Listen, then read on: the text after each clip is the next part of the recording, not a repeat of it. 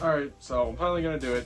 I'm gonna just go over only my top 25 favorite movies of 2025.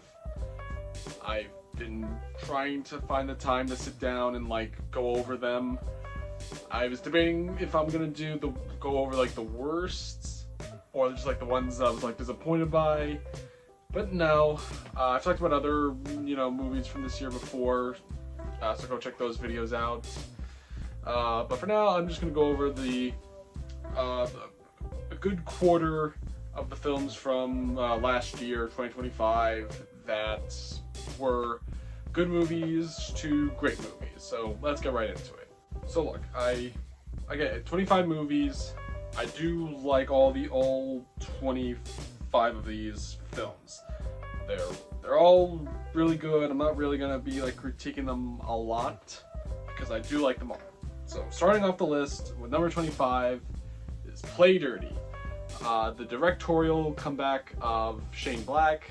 His last film, as some of you may know, The Predator, wasn't great. I mean, it had its moments, but it was a movie that 20th Century Fox. Actually, it was one of their last movies before Disney took over, and kind of embarrassing, and kind of see why Disney took over. Wasn't really well put together, but this movie, which is a heist film, heist comedy starring Mark Wahlberg with Keith Stanfield, Keegan-Michael Key, Thomas Jane is in there briefly, and yeah, they got to steal something from New York. And it's fun. I don't really have much to say. It's a great comeback for Shane Black. It's not as good as some of his other works, his writing on Lethal Weapon 1, Kiss Kiss Bang Bang, and Iron Man 3 with the Nice Guys. But I mean, it's better than The Predator, which is a good enough step up. I still like it though. It's still it was a nice film to sit down and watch on Amazon, because this didn't get a theatrical release, which sucks, but I will always watch what Shane Black has to offer us. Number 24, Guillermo del Toro's Frankenstein. Yeah, okay, to be honest, yes, I wasn't big into it as most people were, but after I guess a second rewatch, I do I appreciate it more, and I love just everything on a technical level. I think in this movie was great. The production design, the costumes, the creature makeup effects. It deserved all the Oscars it got. Just when it came to it getting Best Picture and stuff, it made me not mad at the movie, just mad at the Oscar that they didn't nominate Nosferatu from last year, which I wish they did, compared to the other movies that they nominated over it for Best Picture. But no, this movie is good, and it's really great when Jacob Elordi comes in as the monster or the creature, and I like some of the stuff. The few scenes he has with Mia Goth's Elizabeth character, and I also like how Del Toro brings in the father-son relationship that Victor had with his father Charles Dance, and how the views from him kind of came to him, and then that's what he threw onto the monster. So that was a very unique, interesting angle that I liked that they gave to the story. And I mean, I just like that Del Toro made his own movie. So yeah, Del Toro's Frankenstein is good. All right, number 23, the best foreign film from the Oscars, Sentimental Value. This also, this is a nice little family drama about Stellan Skarsgård, who wants to make a very personal film, and he wants it to star his one of his daughters and his grandson, and Elle Fanning. Elle Fanning then comes in and wants to work with him on the film. It's a foreign film, and so it has a more loose structure, and I like it that way. It's a good movie. I think all the actors do well. Stellan Skarsgård, I mean, he's of course great. I think the two daughters, were both great. Elle Fanning, who did get nominated, which was nice to see because I do like Elle Fanning. To be honest, this wasn't. I mean, she's good in the movie, but I don't think she was that great compared to another performance she gave this year that I'll get to eventually. But no, this is still a pretty decent watch. I mean, the subtitles got a little too hard to follow, but it's still good. I still liked it. Number 22, Materialists, the second film from Celine Sung, and this one, you know, after Past Lives being such a, you know, like critical hit, she got more bigger stars to be in this one: Dakota Johnson, Chris Evans, and Pedro Pascal. All three actors are pretty good in the movie with the roles that they are given, and I do kind of like, you know, the story of Dakota Johnson as like a matchmaker and kind of having like a crisis. So far, like out of the two films, I like Celine Sung's work and how she kind of like gives us these very, just kind of very character-centered stories that are just like hanging out with these people, and I enjoy it all. I liked, I mean, I think I liked Past Lives a little more. It was a little more interesting. But no, this movie was still pretty good, and I just liked watching it. Alright, number 21, Warfare, directed by Alex Garland, and co-directed and co-written by Ray Mendoza, who was like, you know, more big on like as the military advisor on this film. This is way better than Alex Garland's last directed film, Civil War, which I wasn't into. And this is just basically like, just takes this like event that happened in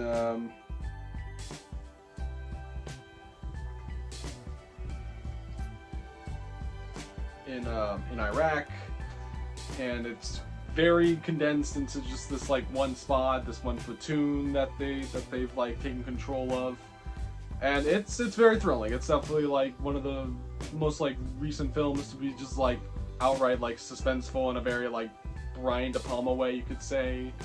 All the actors are great in this. They definitely got they got a lot of actors in this. They got like you know, they got Will Poulter in there. They got Kit Connor. They got like Anthony Quinn, and they also got James Gandolfini's son in there. As overall, this is just a very well put together movie. I don't have much to add to it. It was just, it's the second best like war film of this decade under All Quiet on the Western Front. Very good. I highly recommend it. Number 20 is Paddington in Peru. I don't want to say that this is the weakest in the franchise or the best. I mean, 2 is just the best in general, and I think this and the first one are like a good tie, because like that second one is so great. It's hard to like, it's hard to like surpass it. And this one also, you know, Paul King, he didn't come back to direct this one. It was some guy, it was a director, Dougal Wilson, who didn't really like direct much, but like he did a good job still on this movie, and it still has that like fun Paddington spirit. And I loved the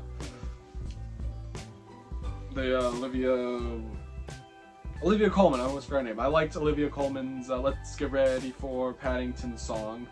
Amazing scene. Good movie. Number 19, Oz Perkins the Monkey. A lot of people didn't get into this one, but I just had a lot of fun with this one. This is like one of the most funniest horror films I've ever seen.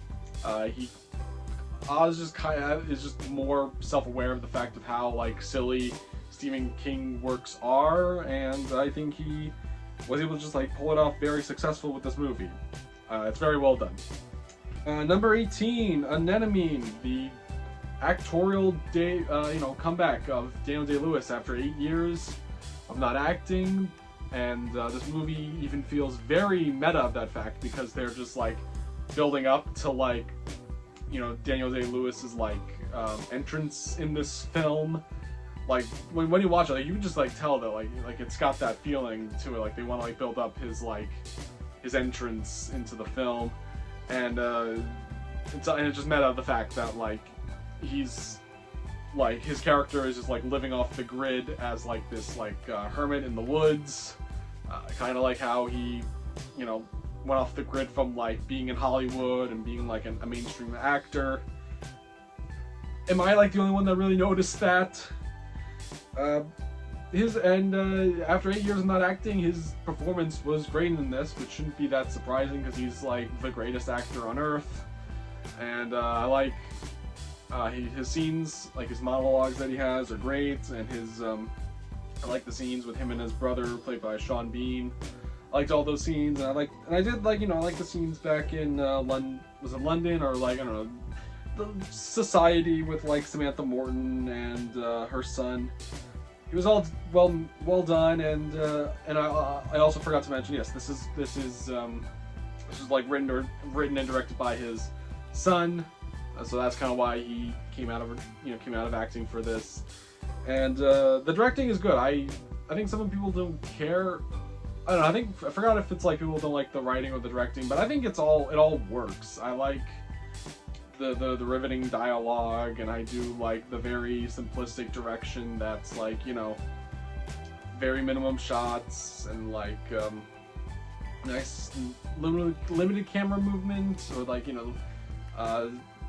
there's like when there's movement, it's definitely used to just like show off the beauty. Like I just love the shot, like the dolly shot of like Daniel Day-Lewis and Sean Bean just like walking across like a carnival, and that's just like the only use of lighting that they have. It's all that on-set decorated lighting from the carnival sets. It's all well done. I'm probably the only one that liked this movie. Number 17, The Toxic Avenger. My second favorite superhero movie of this year. It is a great retelling of the famous like Troma character. Even though I wish they would have like, made him Melvin and called the place Tromaville, but besides the point, it was still a very fun movie. I liked the insane gore it had. It still had like, there were parts of it like it still felt like it was a Troma movie, because it still was by Troma, but like, you think that it being on like a bigger scale, it wouldn't work, because like, this movie tried to be a little more mainstream, but no, it still ended up being really fun and felt true to Troma. And I think the director Macon Blair should be credited for that, for making it for pulling it off. All right, number 16, Begonia, Yorgos Lanthimos' insane crime sci-fi comedy that is still very fun. The middle, I feel like I think some people have said this, like the middle does kind of lag, but like everything that bookmarks it, the beginning, and then like just the entire like third act is great. And the performances are great, mainly just from like Jesse Plemons and Emma Stone are amazing in this. Not as good though as I would say in Kinds of Kindness. Jesse Plemons was amazing in that. He's still good in this. I still love Jesse Plemons. But like, The Lobster is still just like a hard film to capture.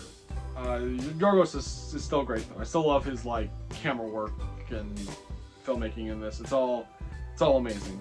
Number 15, Spike Lee's Highest to Lowest. Not a lot of people were so big into it, but I just gotta first say, like, 2025 was just a great year for Denzel, because he was amazing in Othello on Broadway, and he was amazing in this movie. It was a great makeup for how he was in Gladiator 2, which was boring. He was terrible in that movie, but he was great in this and in Othello. And I liked his character as this like music producer who has to get his son back, and also just like deal with like the music industry, and kind of like choosing like, should he choose popularity or family. I just loved it all, and it was just a very fun, small, condensed crime story that I just enjoyed watching at home. Well, I would have preferred to see it in theaters, but I just liked that Spike Lee crafted this movie, this fun, small crime film. And Spike Lee's direction, I still thought like really worked, and I like his, I think this is like his first New York movie he's made in a while, and it's it's still great. I still love this new New York Spike Lee film. Number 14, Predator: Badlands. Just an amazing new film in the franchise. I think it's the best, really, since 2. I know people liked Prey. I mean, Prey was good, but I mean, that's kind of, it was just good. This movie, I think, was really great. It was just like not just a good Predator movie, but just a good like science fiction action film, and also like creature feature. Like I just loved watching the scenes of just like the whole movie, just the Predator going around and like fighting like, you know, these strange aliens. It just made me like think back to like, you know, movies I like, you know, like it made me think a lot of like Peter Jackson's King Kong, how that movie is just like whenever you're not with Kong, you're just watching these other characters deal with like the monsters on this island, that are all unknown to them, and it's all these aliens on this planet are unknown to the Predator. And Elle Fanning is really good as like the 2 androids, and I think she was better in this than she was in Sentimental Value. I just liked the performance more. I mean, she's still good in both, but I guess I just liked the character more in this film. And I mean, it would have been interesting if she did end up getting nominated over Sentimental Value. Anyway, yeah, if you like the Predator or science fiction, this is like a very good, like just a really good, solid science fiction film that is condensed, and like, you know, it doesn't feel like it's setting up for another Alien or Predator movie, which, I mean, it kind of is, but not so deliberately. There's no xenomorph at all in this movie, thankfully. It's just it's just like this Predator movie just happens to take place in the future, and the Weyland-Yutani Corporation is in there. So that's the big thing about it. Number 13, Steven Soderbergh's Black Bag.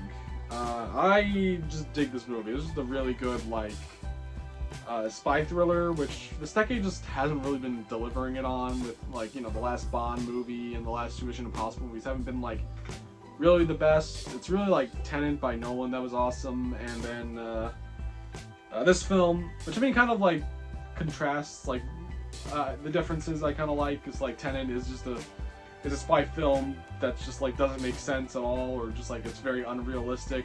But Black Bag is like the spy thriller that's like more in line with, it's probably more accurate to how like intelligence agencies actually are. Anyway, I just love the direction from both. The direction from Soderbergh and the screenplay written by David Koepp, so it was just a great merger of the 2, and all the actors are great. Michael Fassbender, Cate Blanchett, Thomas Brooke, and like Pierce Brosnan's. He's not in the whole movie, but I liked the few scenes he had. Yeah, just a really kick-ass like spy thriller that barely has any like action in there. It's just mostly people talking. And it still works. It still really works for me at the end. I highly recommend this one. Number 12, Eddington. So people seem to like Hereditary and Midsommar, or at least like most people. But now this and Beau is Afraid have been like pretty mixed with people. But I loved both Beau is Afraid and Eddington. And Eddington is I think is really good. And I think it's better than PTA's One Battle After Another when it comes to movies that are like depicting, you know, modern America and its politics. This movie I think does a better job by just like capturing the like the hypocrisy and the true like division that exists in our world. And I just love the scenes, really just between Joaquin Phoenix, Pedro Pascal as like, you know, as Joaquin as like the sheriff of the town of Eddington, and Pedro Pascal as like the liberal mayor. I wish we got really more of them. That's the only issue. Is like I wanted more, but the scene's still great. The scene's also like the youth I also liked, and how like it kind of just deals with just how like over the top our youth have just gotten in politics. And outside of just like the writing and the story that I really enjoyed, I also just loved the cinematography in this movie.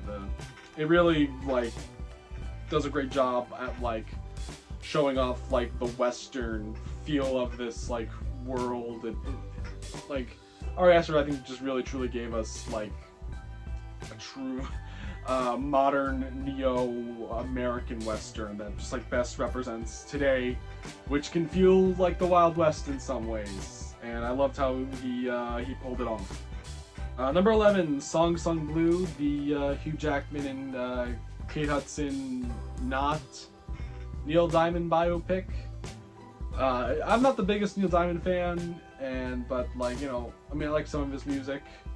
But this movie was still able to like be really tell like this really compelling story about like these like two lovers that start their own cover band, and like how, you know, they become these like local celebrities, and like, you know, and how they deal with some like the tragedies in their life. It was all just really engaging. I think all the acting in it was really good. I loved Hugh Jackman and like Kate Hudson's like chemistry together, both when they're like singing and acting. I loved seeing like, you know, a lot of like kind of actors I don't see that often. Like I like seeing Michael Imperioli, the spider from Goodfellas, as like how he kind of like started off as like a Buddy Holly cover, but kind of just like joins them because Buddy Holly just like because he's like, you know, outlived Buddy Holly. Fisher Stevens from the Super Mario Brothers movie. I like that he was in there as like Hugh Jackman's agent, and then like Jim Belushi was like the manager. Loved, or was it vice versa? I don't know, but I loved seeing all these actors. Jim Belushi was like hilarious in there, and then Ella Anderson, who was Piper on Henry Danger, like gives this amazing like dramatic performance in this film that's amazing to see. Like she has this like great scene with Hugh Jackman that's just like, I think like almost Oscar worthy. Like maybe she could have gotten Best Supporting Actress nominated over Elle Fanning. But this movie, just, I know like it wasn't that big. Like it actually ended up not doing well at the box office, and I think it did like critically mediocre. And only, you know, Kate Hudson, you know, got her Best Actress nomination, which was nice to see. Obviously, yes, the person who won kind of deserved it a little more, but you know, I think I still would like Kate Hudson to get an award, because I do like Kate Hudson. I feel like I don't see her enough in movies, honestly. Number 10, Hamnet. Wow, this movie is just like you're just getting hit by just these big emotional blocks. It's a little hard to get through emotionally, just with part of the movie dealing with like the loss of a literal child, and how these parents have to like deal with it. Like even taking out like the Shakespeare, if it wasn't like Shakespeare and his wife, it's still pretty heavy. But it's still good. I don't know if I wouldn't say this is like rewatchable, but it is good. It is really good, and Chloe Zhao's direction is amazing in this. She was supposed to do the Buffy the Vampire Slayer like revival, like, well, I think maybe just the pilot to the revival, but you know, that didn't happen.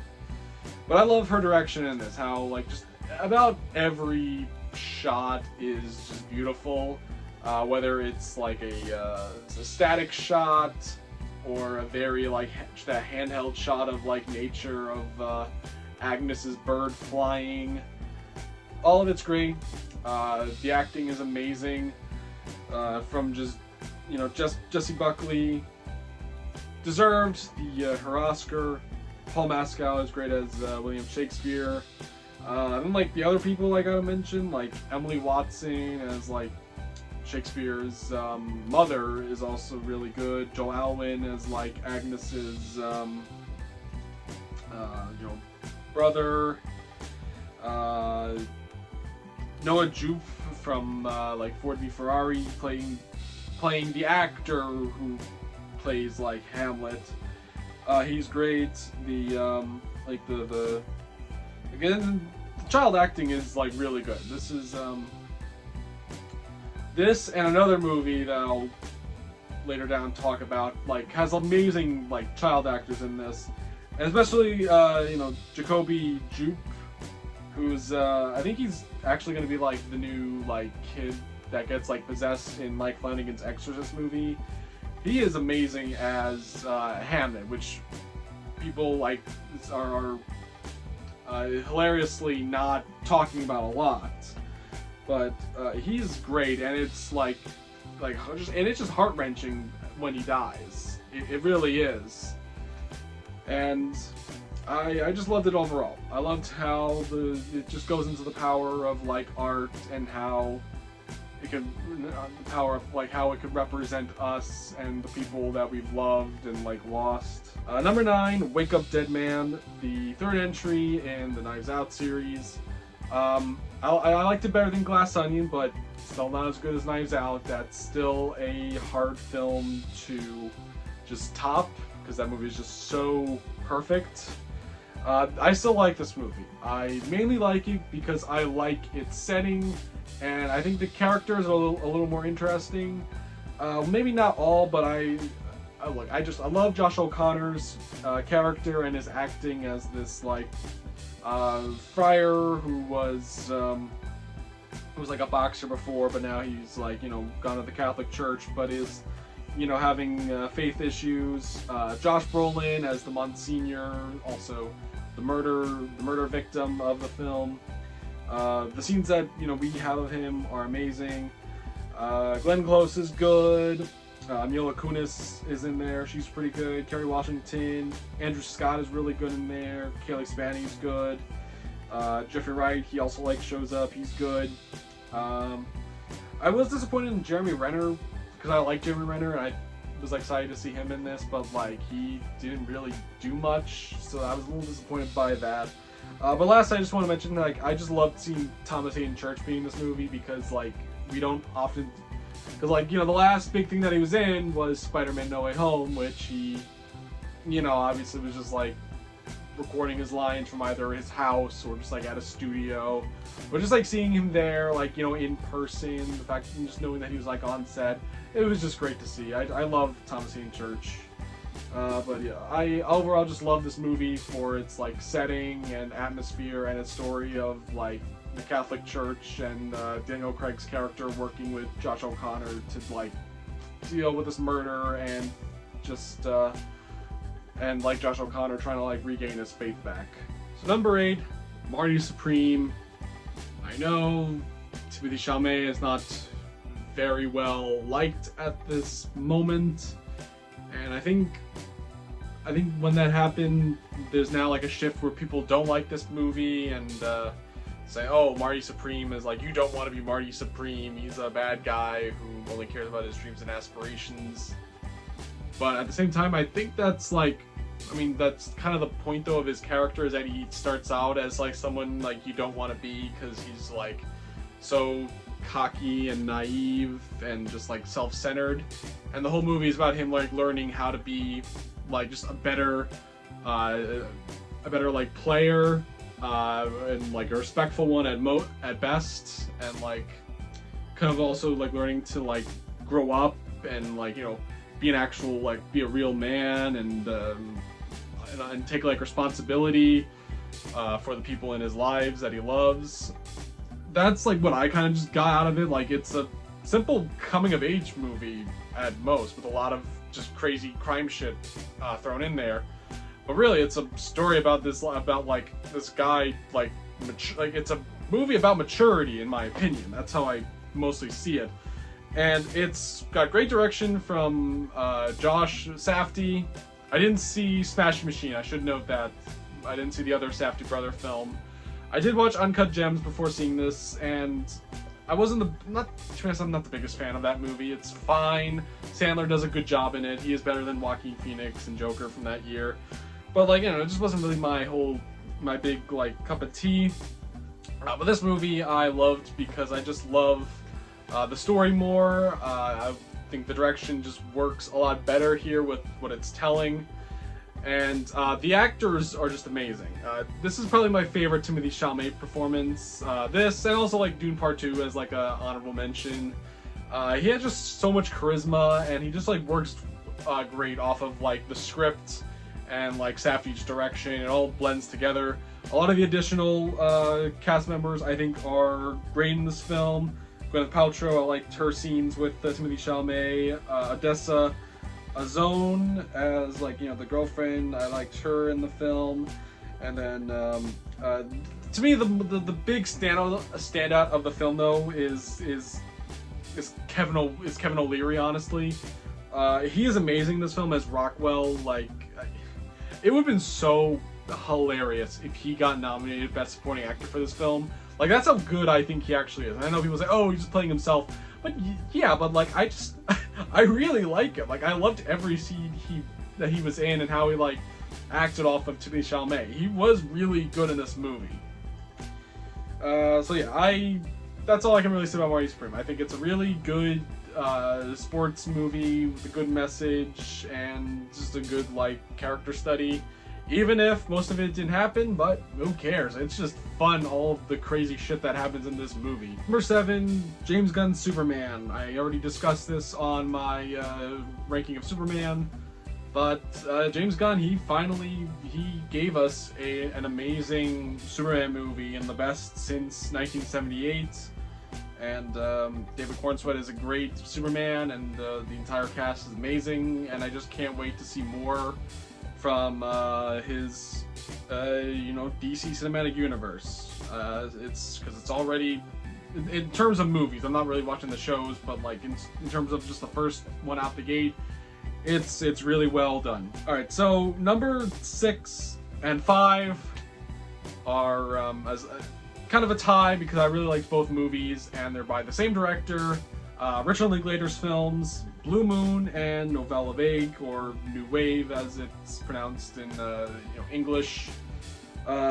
These are both amazing biopics by Richard Linklater that kind of like go into the lives of the two people that kind of like are very famous, or like were part of a very well-known like movement in their field of art.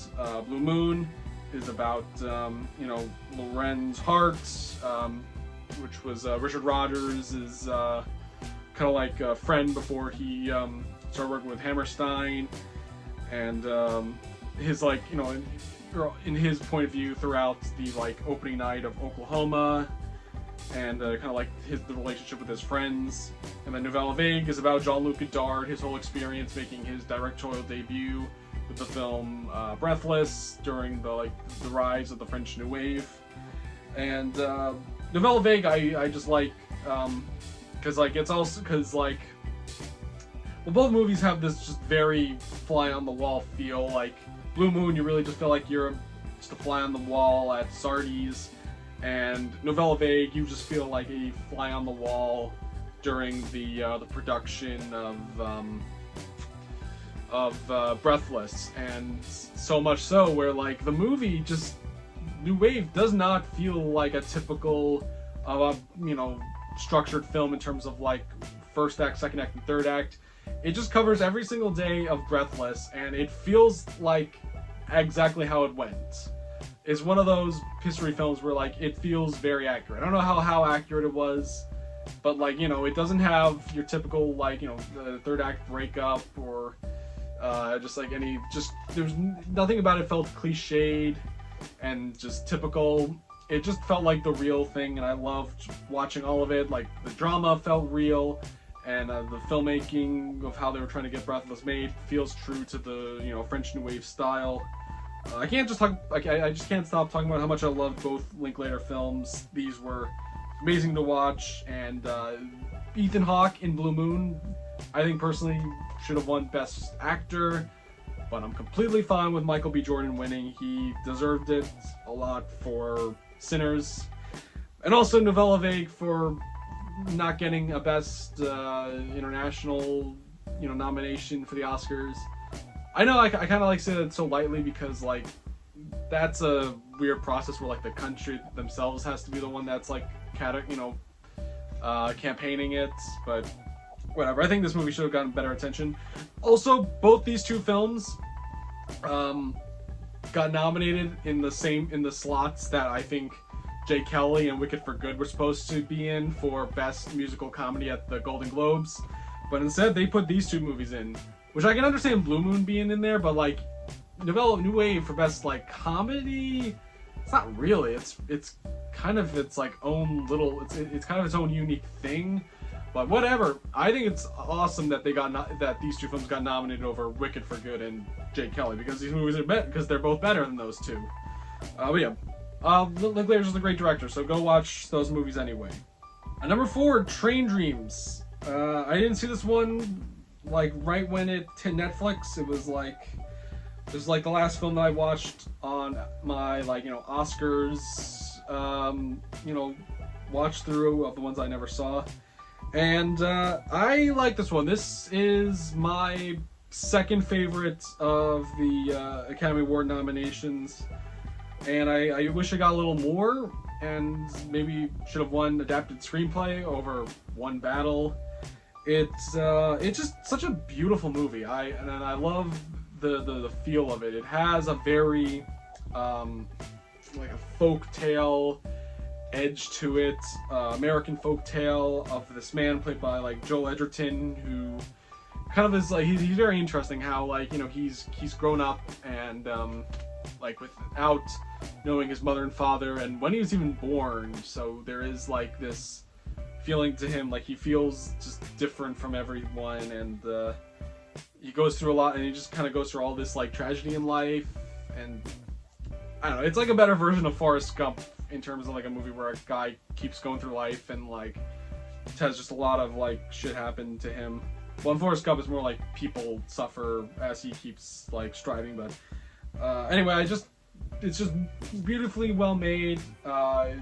Acting is great, especially Joel Edgerton. Yes, he is amazing in this film.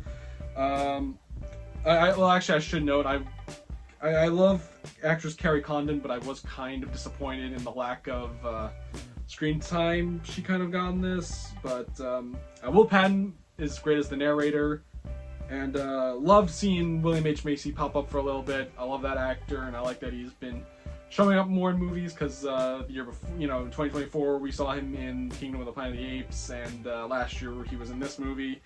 So that was just, great to see. Train Dreams is really good. I highly recommend you guys go watch it on Netflix. It was a really good movie.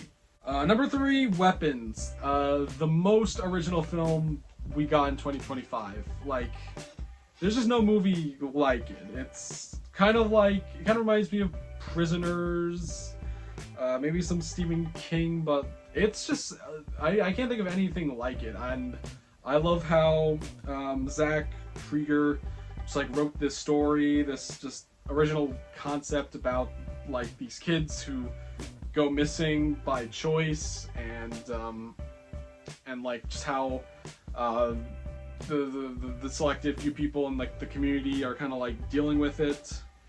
And I just I can't keep saying more, like how I loved insane this movie gets. It's just a great screenplay. Like, I'm glad Amy Madigan won the best supporting actress, but I think this movie should have also like been up for a best original screenplay nomination, even though Sinners deserved its win.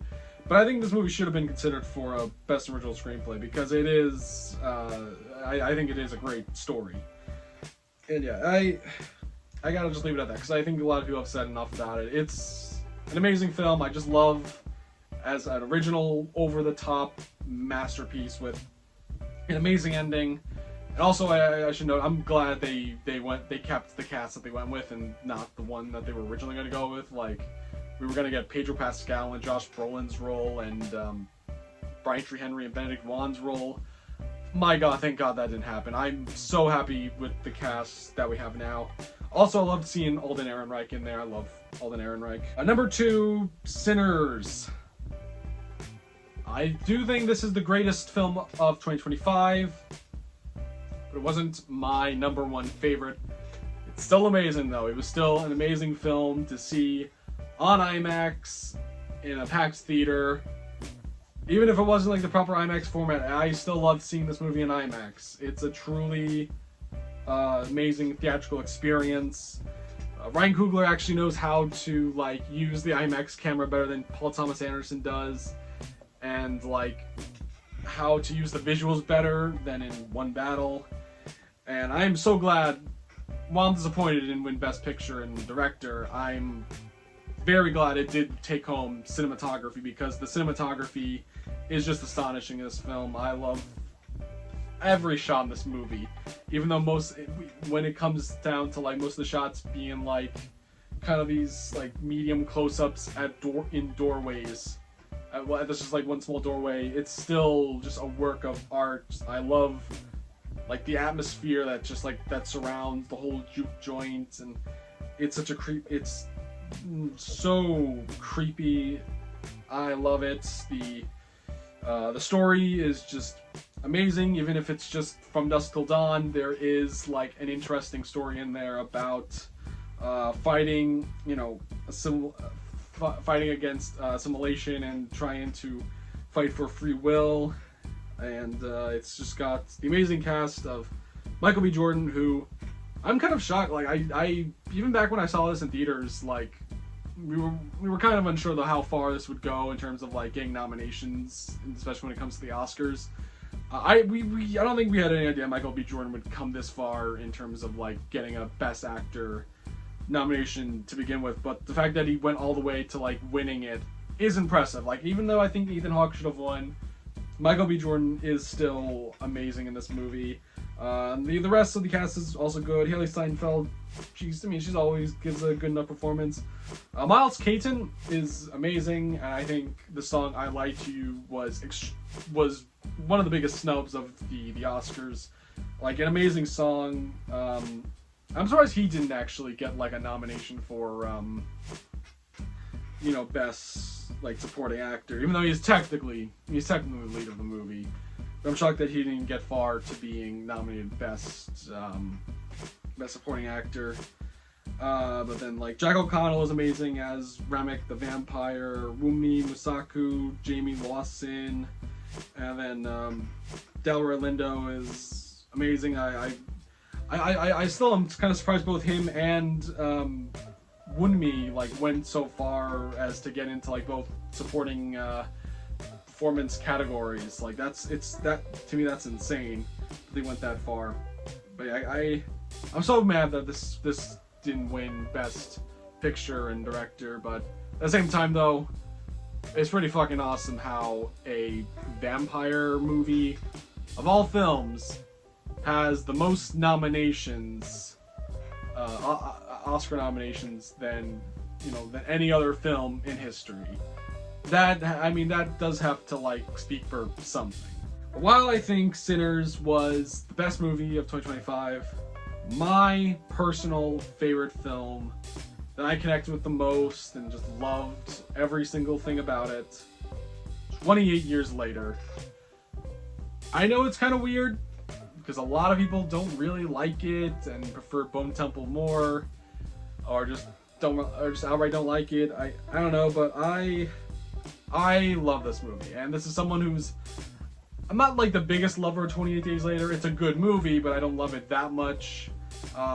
In some ways I like 28 Weeks Later more, even though majority hate it, but I think there's some good shit in there. I love this movie though because it's just Danny Boyle, Alex Garland coming back to this world and just not giving a shit about like typical legacy sequel standards. Because this is not a legacy sequel. It's just another movie within this universe that doesn't need to you don't even need to really have seen 28 Days Later or 28 Weeks Later. It's just telling the story about a kid who is trying to grow up within the zombie apocalypse and just deal with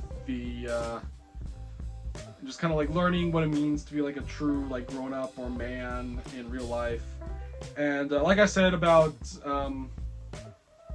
Hamnet having great child performances, Alfie Williams is amazing in this film as Spike. It shouldn't really work on paper. A movie like a zombie movie, having a kid in there doesn't sound like it would work. But no, he pulls it off, and not just because of like Danny Boyle. I think Alfie is just a terrific like child actor, and he does an amazing job playing Spike in like every scene. Like I don't think he ever was like terrible in this movie. He pulled the whole.